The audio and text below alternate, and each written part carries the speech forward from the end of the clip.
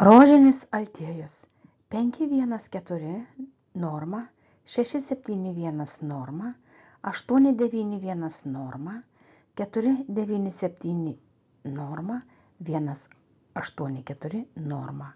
Nemirimo būdas 214 674 8 1 9 5 1 4 8 2 1. Nemirtingumą reikia laikyti valios individo dariniu. Šiuo metodu galite taip sustiprinti savo valią, kad nenumirtumėte. Prisikėlimo būdas 4, 9, 5, 1, 3, 1, 8, 5, 6, 4, 4, 1. Atjaunėjimo būdas 6, 1, 8, meilė. 7, 2, 1, 5, 9, 4. Taikant šį metodą reikia atsižvelgti į vienos kūno dalies įtaką kitai daliai.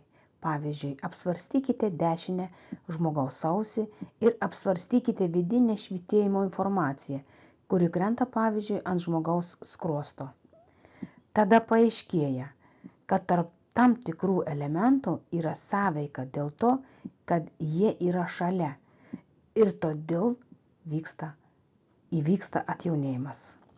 Tai yra būtina suaktyvinti tam tikrų kūno audinių sąveikos procesus atjaunėjimo kryptimi.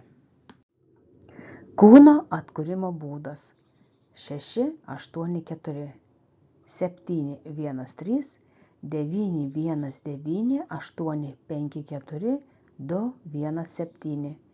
Amžino, sveiko ir darnaus gyvenimo būdas 3, 7, 8, 4, 7, 2, 9, 1, 9, 5, 0, 4.